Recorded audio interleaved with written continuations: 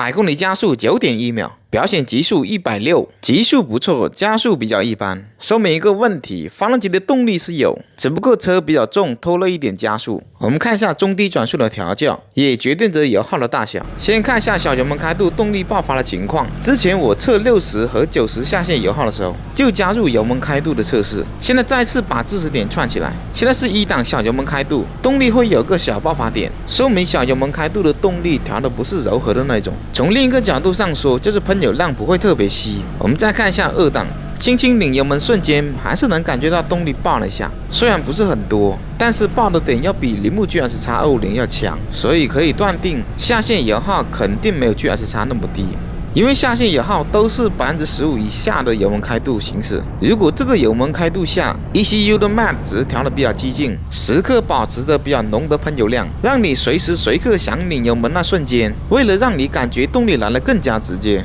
所以很多国产车会有这样的调法，往往这样的调法油耗普遍都比较高。而很多日系大厂30%以下的油门开度，动力都是比较柔和线性的，节气门开度50%以上才调得稍微激进，所以他们的车子极限性能的数据很好，油耗呢也不高。我们看一下这台赛250双缸版本 104.65 公里，消耗掉了 2.6 升的油，算出来的平均油耗是 2.48 升，而铃木 GSX-250 呢是 2.0 升，所以从拧油门那一瞬间，动力来的情况就大概能知道哪台车是偏省油的。以88到90的速度呢，节气门开度在 15% 左右。所以厂家可以设定一个速度，例如250排量，速度100左右的时候，节气门开度呢 20%， 就设定 25% 以内的节气门开度动力调软一点。这样的话，大多数人模拟使用的速度，匀速行驶都有不错的油耗。以85到90的速度匀速巡航呢，最终消耗到了 2.78 升，算下来的平均油耗是 2.93 升。这个油耗呢，只能说不高不低。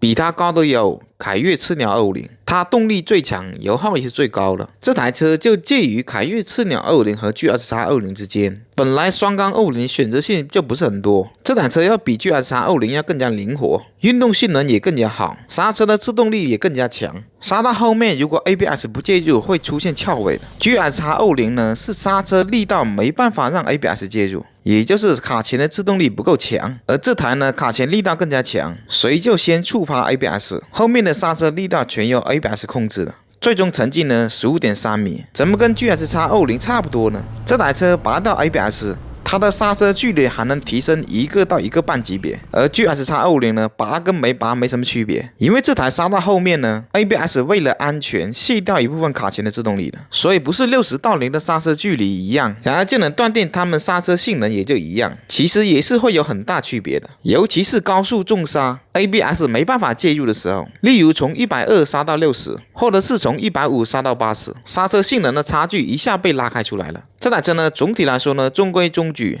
减震的调教比 GSX 更有质感。GSX-250 呢，减震够软，很容易触底，过减速带或者大的坑，前减震触底之后呢，这感觉很生硬，缺乏呢韧性。凯越的赤鸟250呢，车的重量比较轻，追求更多的是运动性和操控性，所以预载阻尼都会比这台要硬。震动呢，这3台车凯越做的最好，油耗呢 GSX 做的最好，但是最笨重呢也是 GSX， 前江的赛250呢在它们之间，骑起来的厚重感也是，发动机的运行质感最好的也是 GSX， 但是刹车性能最差的也是 GSX， 最贵的也是它，质量最好的也是它，配置最低的也是 GSX。前江赛250这台双缸版呢就没有那么偏科，凯越赤鸟250呢除了油耗高一点，其他的呢都比较均衡。对于质量呢，短时间内我是测不出的，所以还是需要市场的考验。